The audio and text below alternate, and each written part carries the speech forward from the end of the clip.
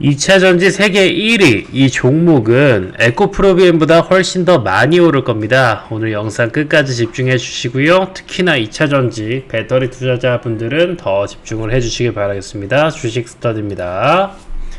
자, 최근에 가장 핫 이슈죠. 45조 이제 삼성 SDI랑 에코프로비엠이 수주 계약을 맺었습니다. 근데 이제 하루 정도는 급등이 나오기도 하고 거래량이 좀 들어오기도 했는데 뭐 그렇게 좋은 흐름으로 이어지진 못하고 있어요. 그냥 요거는 차트 간단하게 보고 갈게요.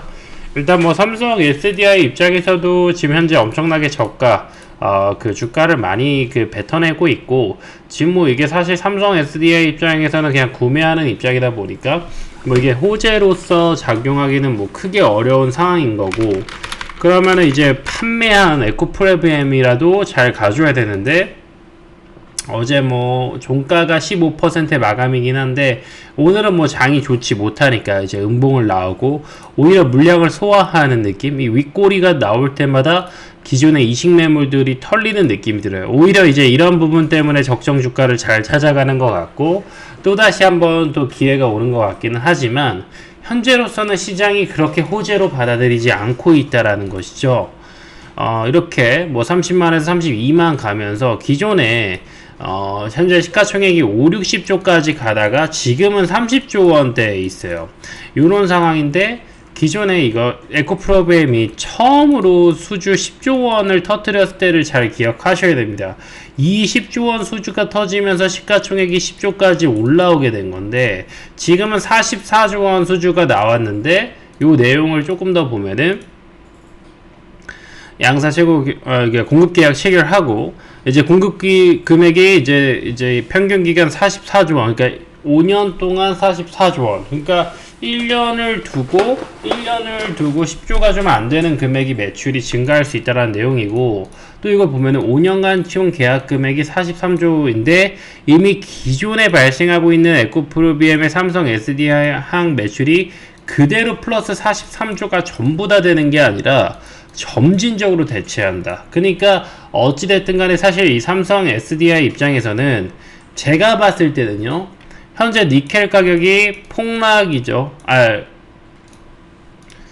니켈 말고 리튬 가격이 양극재에 반영되는 리튬 가격이 폭락이에요. 근데 여기 보시면 이제 리튬 가격이 이제 4월 17일 수산화 리튬 기준으로 해서 46,000 톤당 달러인데 지금 2만까지 거의 반토막도 넘게 났어요.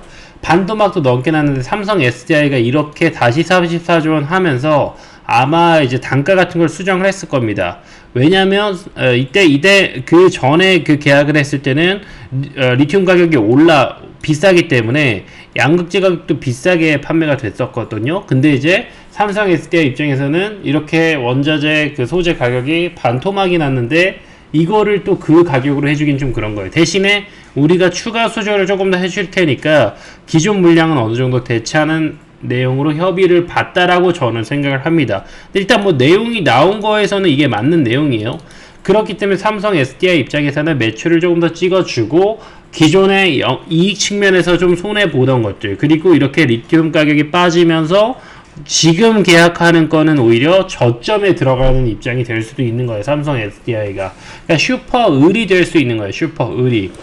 그렇기 때문에 지금 이 43조가 아무리 뭐 숫자가 크다 하더라도 큰 호재가 반응하기 어렵고, 5년간 43조이기 때문에 사실 기존에 이제 10조 수주가 터졌을 때 시총이 10조가 갔다라고 한다면 지금 이렇게 리튬가가 빠졌을 때는 이게 30조가 그렇게 나쁜 주가가 아닌 겁니다. 그러니까 적정 주가 수준인 거고, 그렇게 계속 윗꼬리가 털리면서 물량을 흡수를 하고 있다. 그러니까 기존에 뭐 물려서 매도를 하든 아니면 수익이 났는데 매도를 하든 이제는 적정 주가 단위이기 때문에 요 정도 그 30만원대 구간에서 매물대를 쌓아주지 않을까, 그렇게 판단을 할 수 있는 겁니다. 그래서 리튬 가격이나 이런 거 고려했을 때 다시 이제 리튬 가격 좀 보면은요, 이때 이제 이 수산화 리튬 가격이 반토막이 났는데 에코프로비엠에서는 지금 그렇게 좋을 게 없어요. 왜냐면 이 당시 이제 반년 전에 매수했었던 리튬도 저장이 어느 정도 되어 있을 것이고, 그걸 기반으로 해서 양극재를 만드는 거거든요. 그러면은 손해가 진짜 크죠. 그렇다고 해서 또 계속 원자재를 수주가 계속 터져 나오는 것도 아닌데, 이게 지금 리튬이 싼 것 같다고 리튬을 또 계속해서 모아가기도 어려운 부분인 거고, 뭐 또 어떤 저장이나 창고 비용이나 이런 비용도 또 어마무시할 거고, 물론 이제 뭐 부가가치에 비하면은 뭐 적을 수도 있겠지만은, 어쨌든 수주를 캐파가 무조건 크다고 좋은 게 아니죠. 수주가 먼저 들어와 주는 게 더 좋은 거죠, 사업적인 선순환 속에서. 그래서 에코프로그램 쪽에서는 이게 정말 지금 좋은 상황은 아니다.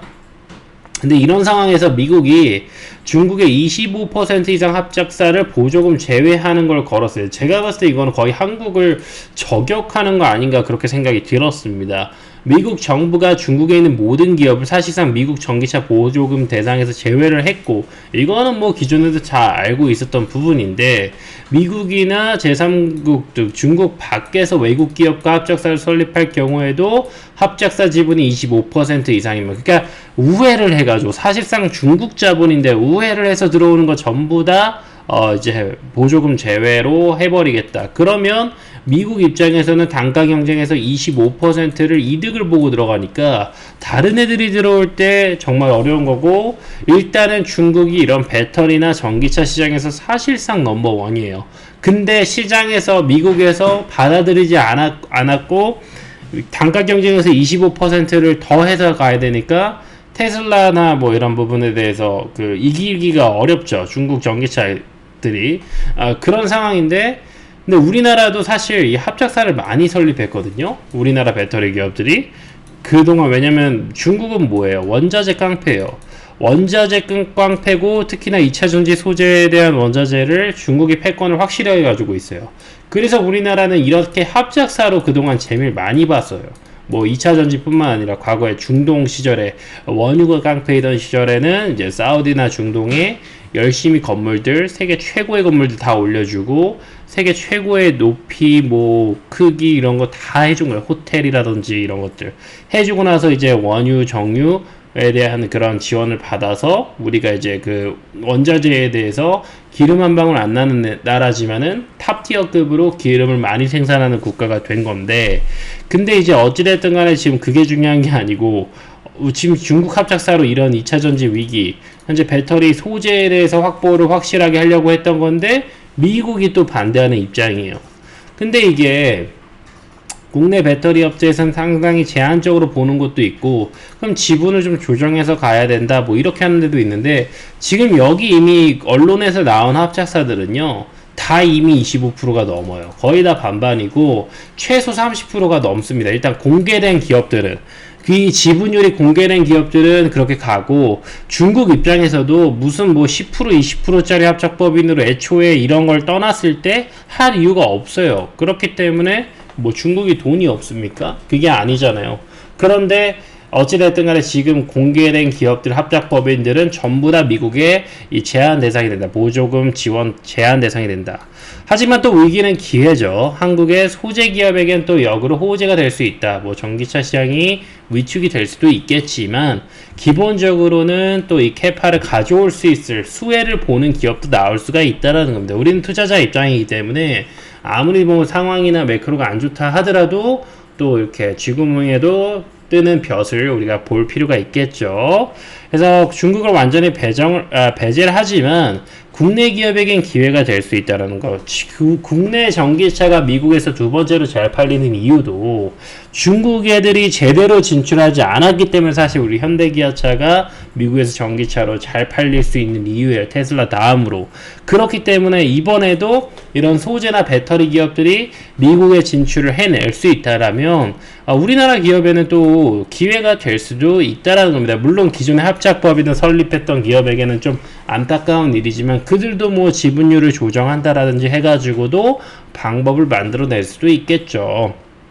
아무튼 간에 에코프로비엠, LNF, 양극재 및 전구체 등 이런 기업들이 중국 기업과 협력 없이 자체적인 공급망을 구축해 나가고 있고, 국내 기업들끼리 서로 협업을 하고 새롭게 생산기지를 만들어서 이렇게 또 하는 기업들이 또 있어요. 그래서 그런 것들 소개해 드리겠습니다. LNF가 이제 이런 부분에 따라서 5% 상승을 했었고, 리튬 인산철 관련주인 첨보가 8% 상승을 했었고, 그래서 탈중국 기조 가운데 LS와 고려아연은 중국 자본이 개입하지 않은 배터리 밸류체인 구성을 하겠다라고 해서 또 여기도 역시나 합작법인 합작 생산을 하기로 이제 이게 많은 그 언론에서 발표를 했죠. 그래서 이제는 중국 합작법인을 넘어서 한국끼리의 연합도 있을 뿐만 아니라 스스로가 하는 데도 있고, 스스로가 대규모 투자를 해서 또 이렇게 본인 순수 국내 기업의 2차전지 소재 기업이 되는 기업들도 있고, 아예 중국을 극복하는 그런 흐름까지도 나오고 있는 겁니다. 이런 개발을 떠나서도요, 공급망 측면에서도 중국 의존도를 줄인다라는 내용입니다.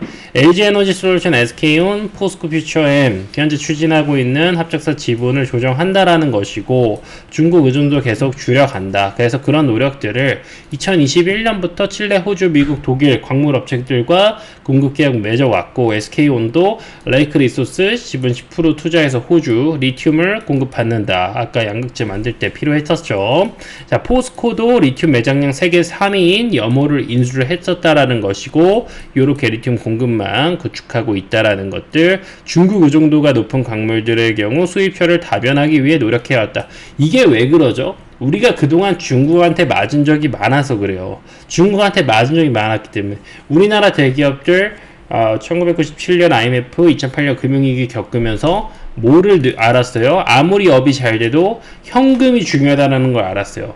또 중국 때문에 뭐 반도체라든지, 그리고 기껏해서 뭐 차랑 이런 공장들 다 지어놓으면은 한 방에 쫓아내면 그냥 바로 쫓아내는 그런 것들 많았었잖아요. 유통사들도 그렇고. 그렇기 때문에 이 중국 리스크, 이 정치 리스크는 아무리 큰 시장이어도 기회가 안 됐기 때문에 그렇게 차이나 머니가 뜨다가 못 간 거예요. 이 정치 리스크가 해소가 되지 않으면 미래가 어떻게 될지 모른다. 하루아침에 없어질 수 있다. 그렇기 때문에 이런 부분들을 우리나라 기업들이 잘 준비해 와서 또다시 한번 이 위기가 기회가 잘 될 수 있을 것 같습니다. 그래서 이제 포스코 이어서 LNF도 현재 승부수를 걸었습니다. 대구 산업단지에 2조 5천억이라는 돈을 투자를 결단했어요. 이런 결단하는데 이제 언론은 발표할 때 또 홍준표 시장도 대구 시장도 참여를 해가지고 이제 정치적인 좀 지원을 받아서 아예 대구를 2차전지 산업단지로 만들겠다. 이런 지금 포부를 가지고 대구의 산업단지를 만들어내가고 있고, 그걸 대표하는 기업은 바로 LNF예요. LNF가 지금 현재 대구시와 2조 5천억 규모의 신규 투자 협약을 체결했고, 니켈, 코발트, 망간계, 양극재 생산하는 기업인데 음극재까지 도전장을 내민 상황입니다. 그래서 음극재는 지금 우리나라가 특히나 약해요. 근데 그나마 포스코 퓨처엠이 잘 버텨주고 있죠. 하지만 어쨌든 이 4대 소재 중에서 양극재와 음극재를 LNF가 상당 부분 우리나라의 갈증을 해결해 줄 수 있을 것 같습니다. 그래서 기존의 대구라고 한다면 사실 자동차 부품 생산 기지라고 볼 수 있어요.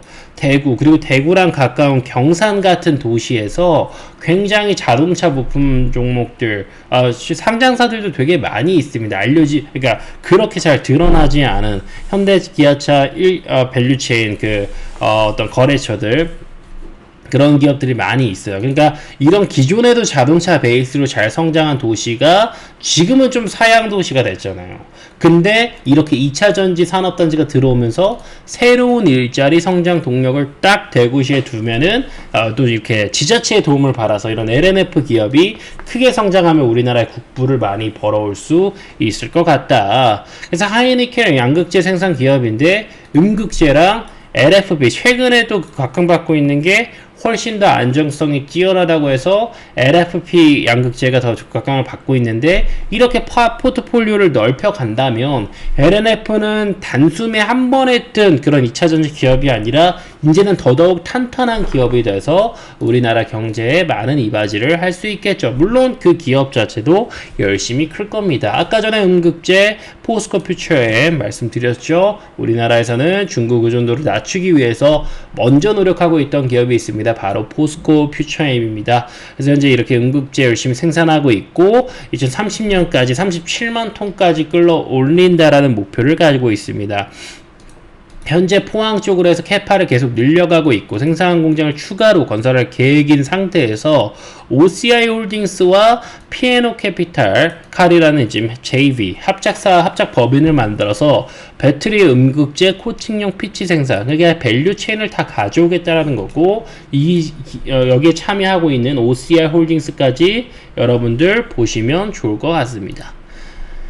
자, 그리고 LS도 노력을 하고 있어요. 지금 대구랑 포항 요런 지역들 말씀드렸다면 새만금도 여러분들 기억하셔야 됩니다. 이제 새만금도 그동안 너무 말 많고 탈 많고 했었는데 이렇게 2차전지 생산기지로 또 활용할 수 있는 부지가 바로 새만금이고 LS가 들어옵니다.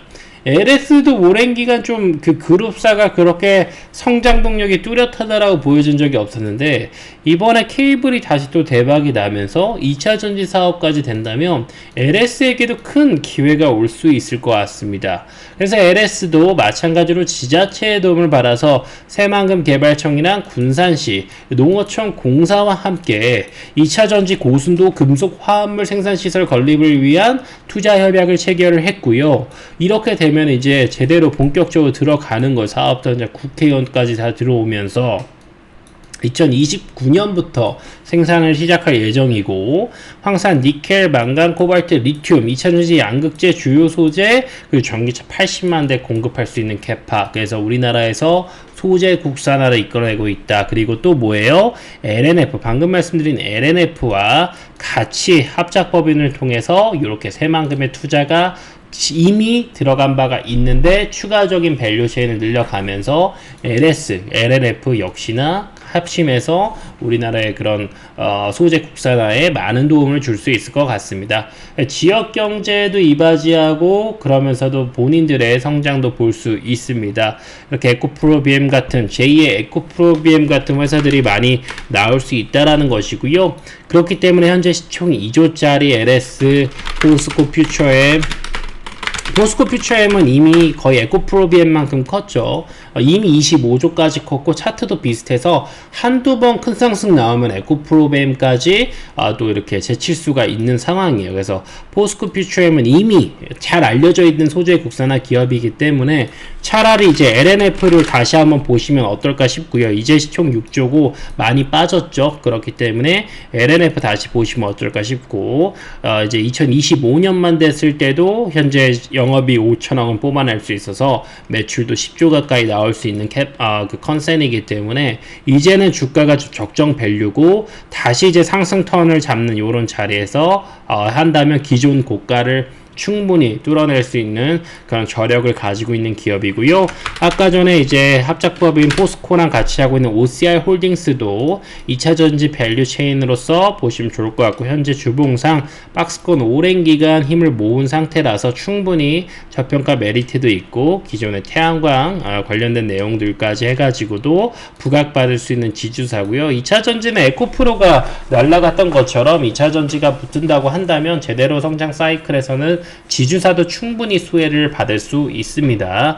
좋은 기회로 봐주시면 좋을 것 같고 네, 이렇게 해서 이제 소재 국산화를 앞서가는 기업들, 제2의 에코프로비엠이 될 수 있을 만한 기업들을 여러분들에게 소개해 드렸습니다.